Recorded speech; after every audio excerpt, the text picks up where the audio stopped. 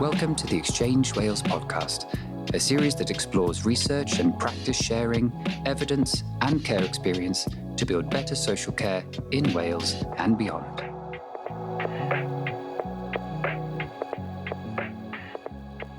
So hello and welcome to this episode of the Exchange podcast. I'm Martin Elliott, and today's podcast is around safeguarding approaches for criminally exploited children. And I think we'll get onto a much broader discussion around safeguarding issues and young people, but we'll use that title to start with. I'm joined today by two presenters who are going to talk to you, and I'll get them to introduce themselves. So, Steve, do you want to say who you are? Oh, hello, everyone. My name's Steve Baguley. I work for the NWG, and I'm a safeguarding adolescent lead, and I work across supporting partnerships with their responses to abuse and exploitation. And I've also been involved in the development of transitional safeguarding, especially when looking at exploitation. Brilliant. Thank you. And Finn? Hello, everyone. My name is Finn Madell. I'm a senior manager in Newport City Council. I have a remit for safeguarding in relation to adults, children's education and IDFA. That's brilliant. Thank you. So as I say, this session is around talking about safeguarding, and we've framed it in terms of criminal exploitation. But I think, as I said, we'll get onto a broader discussion around safeguarding in its more general sense. And I think in their introductions, Steve made reference to transitional safeguarding, and I think that will be something that we'll come on to in a minute in talking about that. Specifically, both in general terms and in terms of sort of its application in Wales, I guess. So I think acknowledging that not everybody that's going to listen to this will perhaps have a background in things relating to safeguarding and exploitation. So I wondered whether it'd be worth having a very brief sort of outline of kind of how we've ended up where we've ended up in terms of things like the developments over, I guess, the last 20 years, I suppose, around going from the sort of recognition of child sexual exploitation to then that being broadened out to criminal exploitation and other forms of exploitation. So I don't know who wants to take that first in terms of perhaps talking a bit about the history and the background of where we got to. Yeah, I think I don't mind starting that off in terms of the responses to child sexual exploitation in the late 2000s, in the early 2000s. And I think it was about how we started to redefine adolescent safeguarding whilst looking at a particular thematic form of harm, as in sexual exploitation. And I think the responses to that supported partnerships and everyone to look at how do we redefine safeguarding of adolescence in this adolescent phase, when we have a child protection system that's mainly set up to protect under 8 from familiar abuse. Sometimes that abuse is taking place away from the family, and how we looked at supporting and safeguarding that. And obviously we did it around sexual exploitation, and then redefined how we were looking at criminal exploitation and moved just from a criminal justice response, but also looked at then how we safeguarded young people for this form of exploitation, and have recognised many other forms of abuse through exploitation, like sextortion, financial exploitation. There's a whole raft of forms, sadly, of exploitation, modern day slavery as well. So it's just helped us to redefine how we look at adolescent safeguarding and how we protect young people from all forms of harm that are happening to them.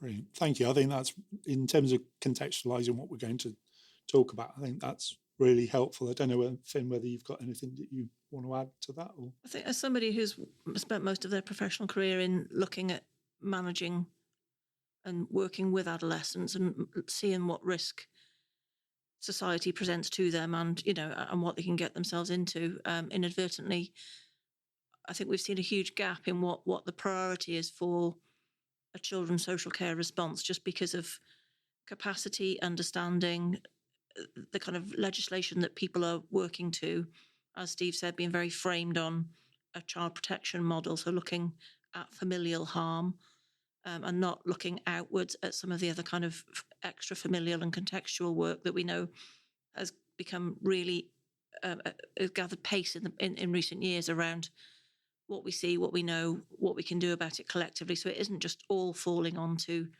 local authorities to respond. It is very much kind of really bringing in partners and understanding community focused work. And I know that's difficult against the backdrop of cuts, but there are reasons why we're looking at it, and effectiveness in terms of making sure that everybody plays a part in understanding what the risk is and understanding how we better or best respond to it. It doesn't always have to be a social worker from a child protection team. And I think we're kind of evolving some of that understanding and making sure that we're kind of having a read through for young people who remain vulnerable from, through early teenage years right up to adolescence and beyond. And we've got to be better at meeting those needs and vulnerabilities for that cohort. Brilliant. Thank you. Finn, you make a really good point about the exciting developments around things like contextual safeguarding and others that are helping us to redefine safeguarding, but also those developments have taken place in parallel to austerity and cuts to services, especially things like youth work prevention service and so on, which are quite fundamental for me for developing those kind of responses too. But it has been a very exciting development, contextual safeguarding as well as transitional safeguarding.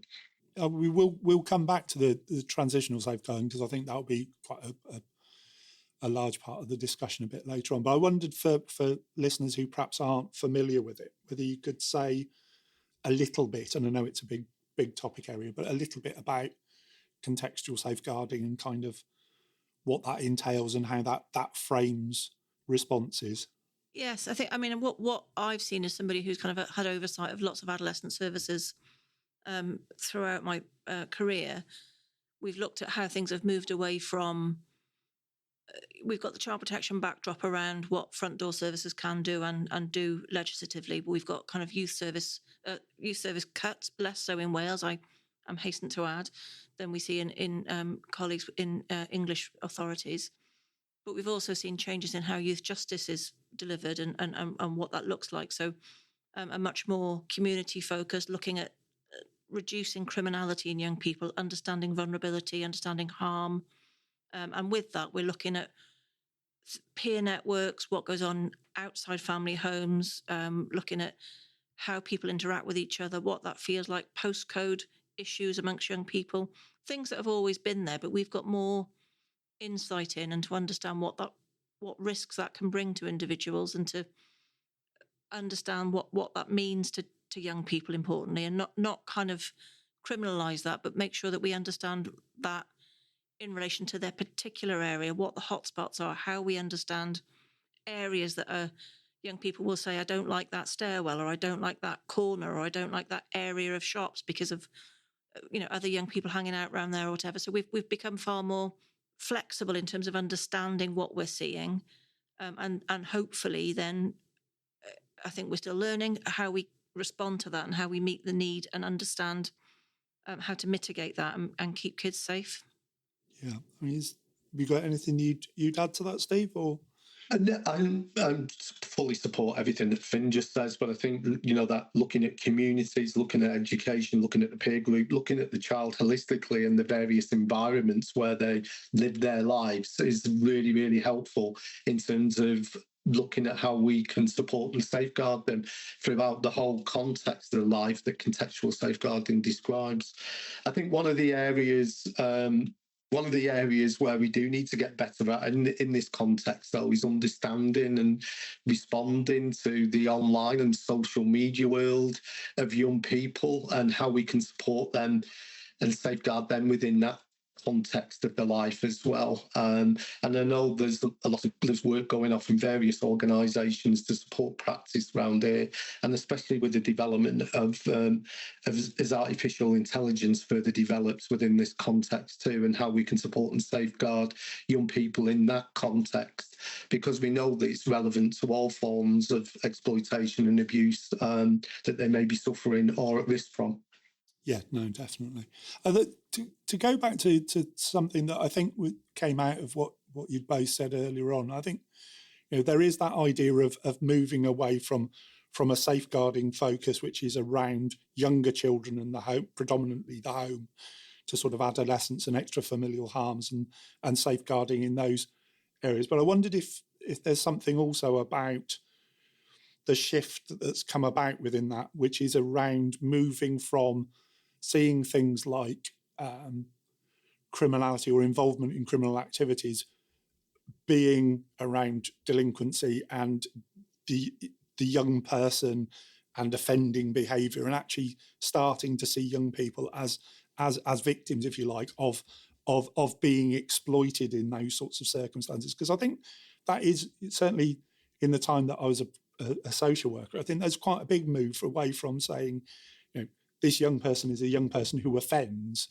to actually contextualising that in terms of, well, why are they offending and how did they get into offending, and responding to that rather than just focusing on, like I say, sort of seeing young people as delinquents who should be dealt with, I guess, through things like the youth justice system. I wondered whether you'd agree with that and whether you've got any comments. I think the points you make about understanding the why and how are fundamental to some of this, and looking at why young people are engaging in these behaviours, especially within the context of coercion, control, etc. But it goes back to one of the earlier points to me about how we're redefining adolescent safeguarding, and what we have seen, hopefully, with the development of responses to criminal exploitation is much more synergy between the criminal justice responses in youth justice teams and so on, and the safeguarding responses that traditionally weren't as synergised as they currently are now in a number of areas that I work with.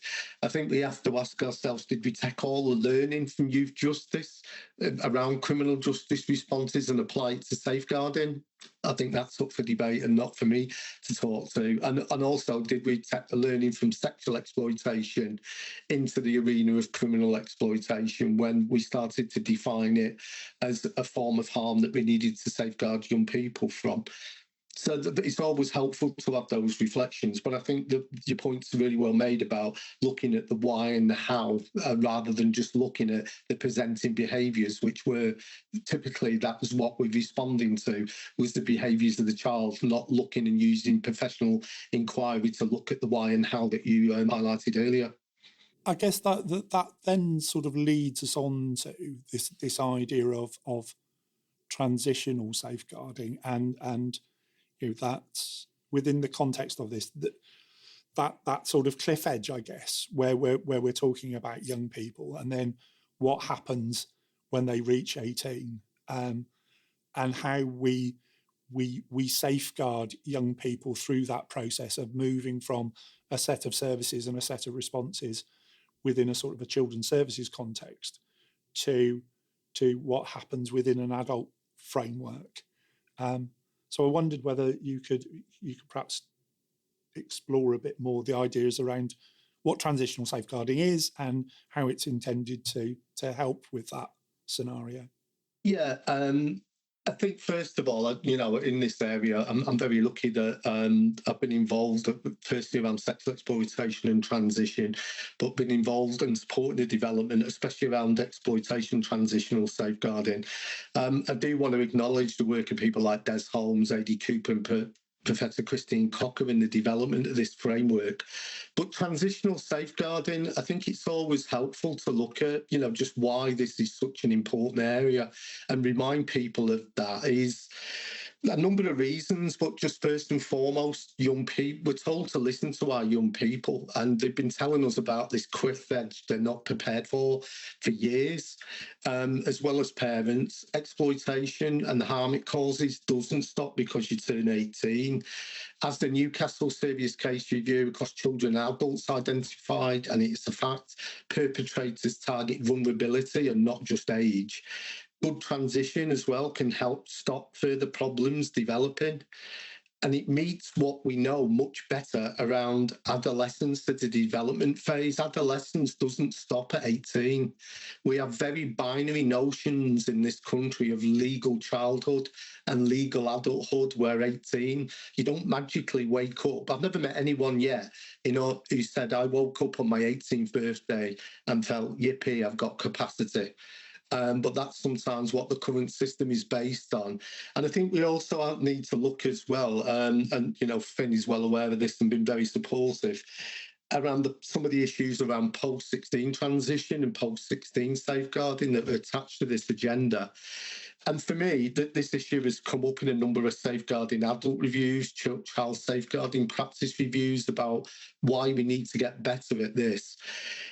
And what we currently have, in some, which is a bit of a frustration, is two systems that don't really understand each other, children and adult safeguarding or youth justice and probation. They're quite binary systems, and it's not fair for our young people to be asked to jump between two binary systems. They've got to be more fluid. And my background's in children's services. I've learned a lot from adult services that I could apply to my children's career. But that learning across parts of our systems that could make things better for our 16 to 25-year-olds, maybe earlier or beyond, there's learning in both sets of systems that could make things better in how we support and safeguard young people towards and through what is legal adulthood. It's our definition of what is legal adulthood. But I've never met anyone yet, and if anyone listening to this wants to get in touch, please feel free to do so, who's told me that when I ask people to reflect on when they become adults, no one's ever said, I woke up on the 18th birthday and I woke up thinking, yes, I've got capacity. Yeah, no, definitely. Then I guess from your point of view, obviously in your introduction, you said you work across both, across adults and children. So I wondered if you've got any sort of further reflections on some of the stuff that Steve's raised. Yeah, and I'm going to badly paraphrase a Des Holmes quote, which is, talking about how you, as working with children, young people, you kind of want them to become sensible, well-rounded, capable adults. And if you're an adult practitioner, you want to think about what childhood they had. So there's a read across in terms of how you interact with people in a relationship-based way to get the best for them and from them. So with that, the binary notions of how we work aren't meeting that need. And I think we've got to be more fluid and flexible about people, not thresholds, people, working through stages of life that are really important. There's significant changes for young people into adulthood. They're frightening. They're frightening for teenagers who haven't got service histories or, have had involvement from various services. And I think there's a whole going to meetings about young people who are kind of approaching 18 and, there's lots of, well, when they're 18, we'll step back or we'll, and I think, well, how does that feel for that young woman, young man? How does that feel for that young person who's going to go, right, well, what happens then when my needs won't change, but people around me have stepped back? I think that when you say it out loud, it feels nonsensical. Yeah. So I think it's time to do something about that, really. And Finn, like you said, listening to young people, and I always end my presentations on this with their voice and their experience about being aged out the system. I remember you mentioned Des, and I think it was Max who really stirred her up around developing transitional safeguarding. But the young people have been really consistent in some of the messages around this area that we need to understand and apply. And I've just read a thematic review of some safeguarding adult reviews, which started off with a young person's quote as, at 18, nothing changes, but everything changes. And they're not ready for that everything changes because we've not prepared them enough. And if we are going to look at this, we need to look at culture. Children's partnerships need much more focus and justice teams on the adulthood that we're preparing children for. But also adult services need to look at what's happened in childhood that's impacting on young people as they progress into their legal adulthood and that adulthood development stage that comes later. We provide free, high-quality webinars, resources, and events for social care practitioners and researchers. You can find out more information and register for upcoming events on our website, exchangewales.org. So I think if we take on board what you've just said, I guess I'm thinking, well, if we're applying that sort of framework to this, what does a good transition look like in terms of safeguarding? In practical terms, what does that involve and how does that come about from your point of view? I think it's a good point that, for me, transition is part, obviously, it's not transitional safeguarding, but it's linked to transitional safeguarding. The definition of transitional safeguarding is what it is, and I think it's described as the non-negotiable. But if you were looking to do good transition, there's some really good principles in like the NICE guidance about, the planning, preparation, do it at the right time for the young person, be led by the young person. So there's some really helpful principles about how to do effective transition that's going to be of benefit to young people and how they're going to be safeguarded. I think in this case, though, it's been clear that we're understanding what we're transitioning young people into. Because if children's safeguarding and children's services and youth justice teams are not understanding, say, adult safeguarding, what it is, and probation and what it is and what that system is, our young people are not going to have much chance if we're not understanding what we are transitioning into. And I think I saw some of this last year, just as an example. We very quickly had to get a briefing out about the national referral mechanism, being identified as a victim in modern day slavery, that young people weren't always being given the opportunity to update that as they moved into legal adulthood. And in some cases, that was because we weren't equipping children's services enough with what that involved and what that young people got as they moved into legal adulthood under the NRM was different in childhood. So are we equipping the workforce to understand what we're transitioning young people into, be it adult services in some of the cases, or different service areas that they're going to benefit from? And there are some really sound principles that underpin some of the transition. And one point I always make when I come back to this word we mention quite a lot is transition. If you look at the dictionary definition, take this up with Wilkie Collins or Oxford, not me, but the definition of transition, it starts with, it's a process. But a lot of the time we're treating transition as an event and looking at the event and not the process. And if we're going to deliver transitional safeguarding, we need to redefine that word as it's not a service word. It's about develop, like Finn said earlier, it's about development. It's a development word that we look at how we support young people coming through later adolescence into early adulthood.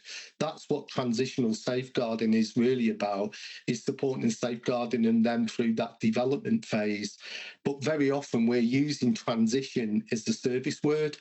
And I think Health did a briefing on transitional safeguarding, and there's a really good page in that which breaks down transfer of case, transition and transitional safeguarding.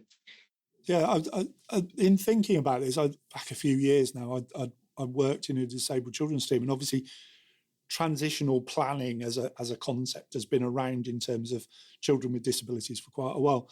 And I was thinking of this in terms of the sort of practicalities, I guess, in terms of one of the big issues that we used to have was that quite often young people who were transitioning from children's services to adult services there often wasn't a direct service. There wasn't an equivalent the other side of the cliff edge that you could. It wasn't just about moving your case to another person. Sometimes there was no other person the other side, or that what was provided was a lot more fragmented the other side of that cliff edge.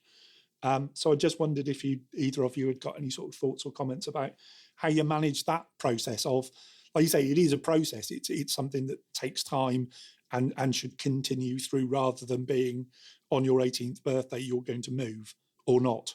I'll let Finn come in onto this, but I think what she said earlier was really helpful. Is this isn't just about social work; it's about partnerships. Yeah. It's about the voluntary sector, the community safety partnership. It's health. It's a whole raft of partners here, and it's looking about how we're developing supportive and safeguarding pathways. The voluntary sector have got some amazing learning in this area. They've not been as age restricted as some of our services in terms of childhood or adulthood. But it also then links me back to this magical world of how we're commissioning services. and how cost effective those services are as well. But it's how we're commissioning services and giving us flexibility that allow us to support and safeguard young people as they become legal adulthoods and start thinking a little bit more about life course. Not just the here and now, and not just we define young people and children we really define them by chronological age, don't we? Given maturity through that age. Absolutely, Steve. I think some of the things that we're looking at are some research that we were involved with Cascade around a 3-year study about outcomes for criminally exploited children. So really looking at case studies, looking at case files, looking at talking to young people, looking at what services they access, given that it is, in safeguarding terms, quite a new area. So what you said there, Steve, about commissioned services, the outcomes from that will help us to reframe and look at what we know works, because nobody's really done that yet, because it's all still quite new. So from a local perspective in South East Wales, we've got that evidence now to be able to go, right, this worked, this didn't. Now we can do something with that. And similarly, in terms of the kind of newness of it as a safeguarding response, and I say that as in like 20 years new as opposed to sort of Children Act new, we're looking at how we do things differently from a practice point of view. And something that Steve and I have talked about and we've implemented locally is using our MACE process, so our Multi-Agency Child Exploitation process, which historically stopped at 18. We're now taking that up to 25. So we've got, that isn't to say that it's children's services or adult services necessarily that see the continuum of that. It's a collective response. So we've got the right third sector people around the table. We've got police buy-in, we've got health buy-in. So when we have those meetings, we can really own it collectively and manage that safeguarding response better than we ever did, because we've got a forum for it to happen. We've got sign up. We've got a robust governance structure where we're reporting in on what that looks like. So that's quite an innovative piece of work for changing the focus around safeguarding and getting the buy-in to maintain it.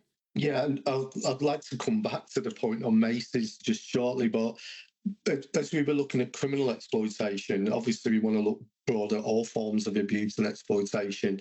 But there's a couple of really recent reports in this context that I think are really, really helpful.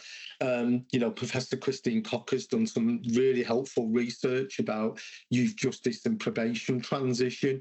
And I think it was last week, it was the formal launch of the Alliance for Youth Justice report, Exploited to Exploiter, about transition around criminal exploitation for young people when they move from legal childhood into legal adulthood.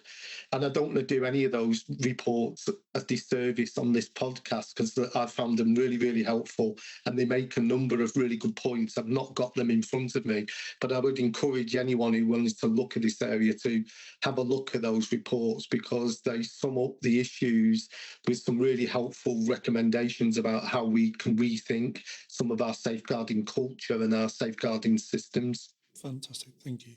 And I think we can probably put a link to those reports on the website with the podcast to help people find them as part of this. So to pick up on the sort of discussion around the use of MACEs, and I guess that idea of that being a really useful way of connecting between children's services and adult services and sharing across. I know that you've both done some work around observing MACEs meetings, and I wondered if you'd be able to share some of the observations from that in terms of how they work and if they work as well for everybody in every context. Yeah, happy to do that. First of all, to respond to Finn's point around linking adults into the MACEs, it's not for me to say whether we should have them or not, but I think it's really encouraging that connectivity, there's a mechanism to link children and adult partnerships together that allow for that understanding and learning to take place, which helps develop transitional safeguarding. But recently, the NWG, we've observed 60 plus of these MACE meetings across the country. They're called, across England, parts of Wales, they're called very different things and have very different terms of reference. But we've been observing some of these meetings, looking at a couple of things really. What's the added value to the meetings? What added value are they bringing to our current systems? And are we achieving safeguarding outcomes through them? And a lot of the times, I'm not going to go into the full feedback. I'll share a briefing to link to that.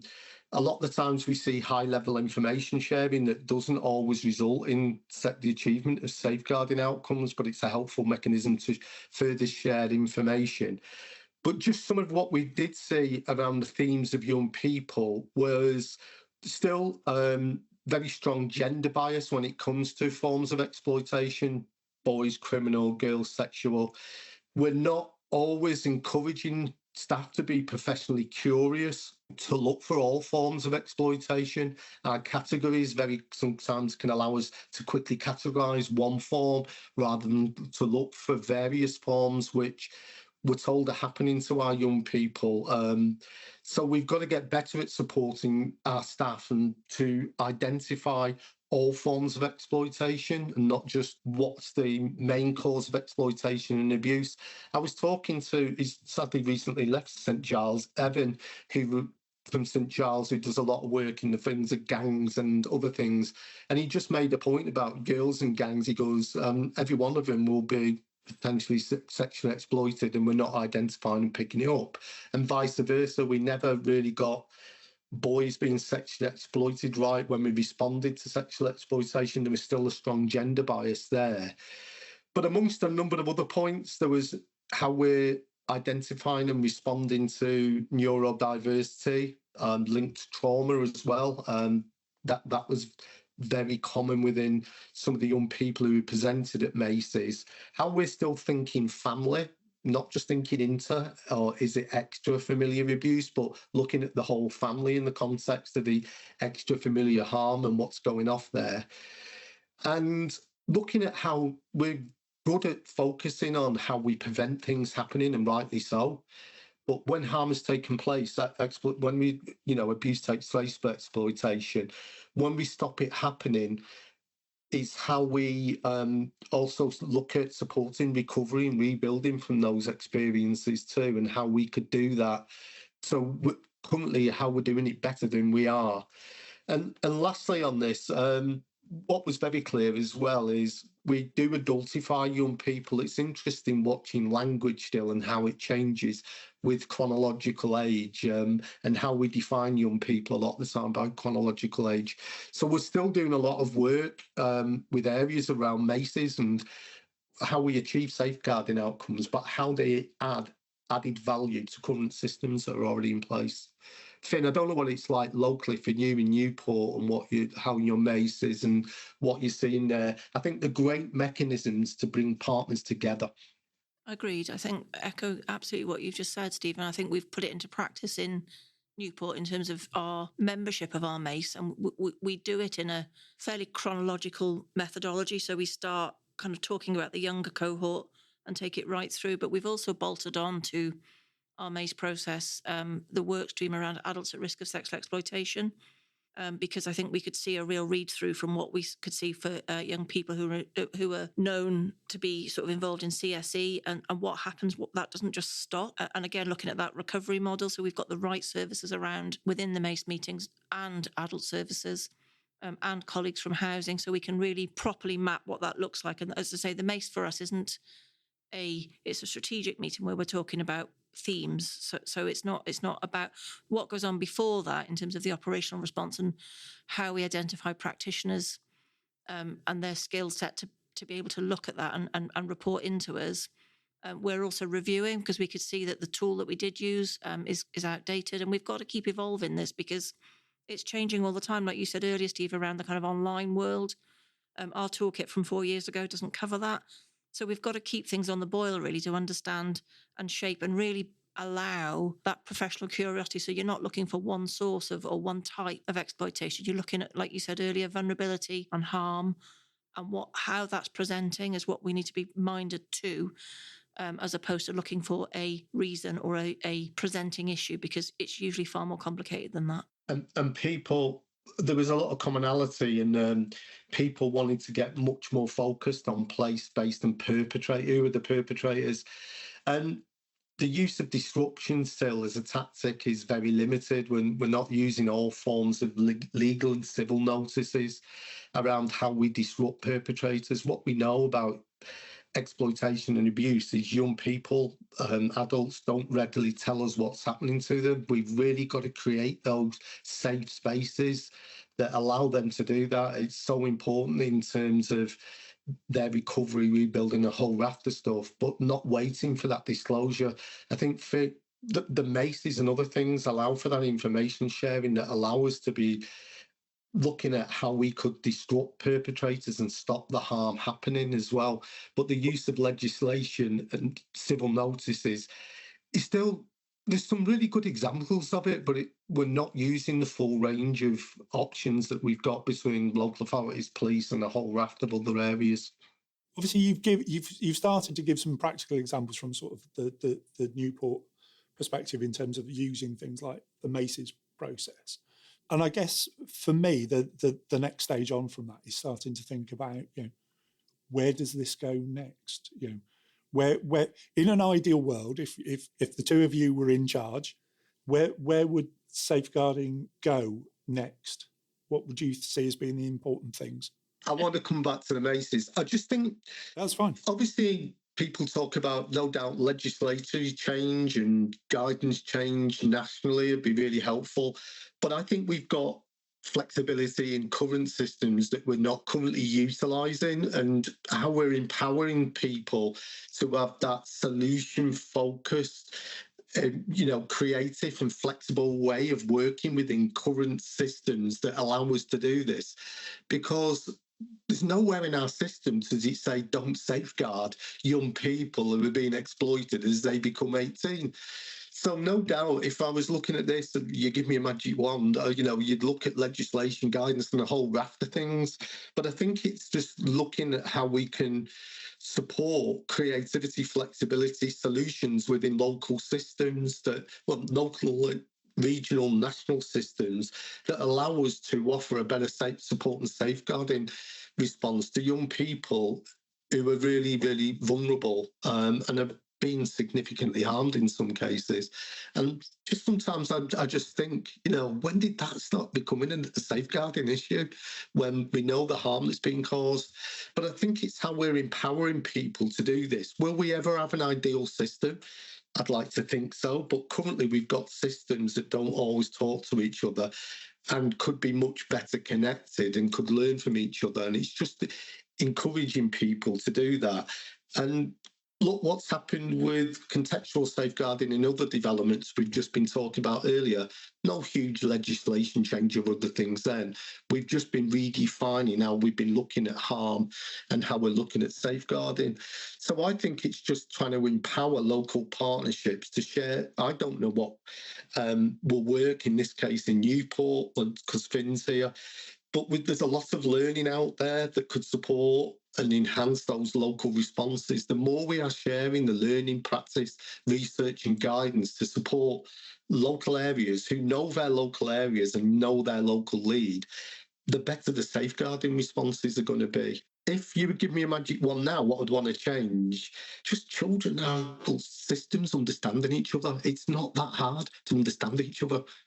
I completely agree, Stephen. I think what we can't do, magic wand or not, is nothing.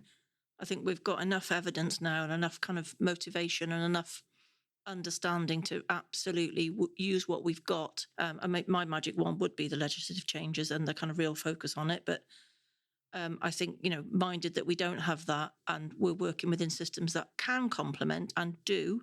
It's about gathering will. It's about making sure that everybody understands what we're not doing and how we could do things differently for better outcomes for people, for citizens. I mean, that's what it's about. And I think certainly for the work I've done in Gwent is getting it on agendas for things like safeguarding boards. So you've got a kind of high level governance of a process, a thought, a concept. So for example, in Gwent, it was one of the board's strategic objectives. So it was plugged in there, which kind of gave me and colleagues some positioning to be able to make some changes regionally, which has kind of gathered momentum. And now it's something we talk about every day. So, I think we're utilising what we've got, making the best of what we've got.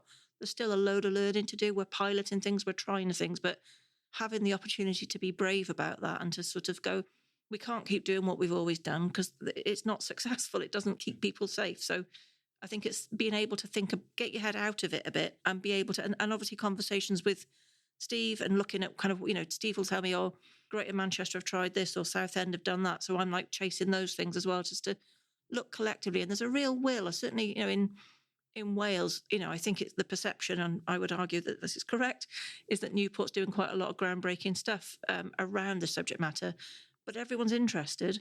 We have Pan Wales meetings, networks where people are going, how did you do that? What does that look like? And I don't have the answers. I just can say we tried this or we are trying this, but it's having that space to do it and that courage and the backup from managers to be able to go, we've got to try this. And I think that's the position we're in at the moment. It's very early days, but hopefully it'll lead to a change of how we interpret, understand what risk and vulnerability looks like and harm in that older age group of young people. Thank you. And for me, that seems like quite a positive point to wrap up this podcast. So I'd like to thank both Finn and Steve for their time and for their input. It's been really interesting, and I'm sure our listeners will find it really interesting too. So thank you both for joining us today. Thank you. Thank you. Thank you for tuning in to this episode of the Exchange Wales podcast. At Exchange Wales, we connect researchers, practitioners, and people with lived experience to share evidence, practice, and insights that shape social care. Our work spans children's and adult social care, and we're also exploring the growing role of artificial intelligence in the sector. If you'd like to learn more or get involved, please visit exchangewales.org.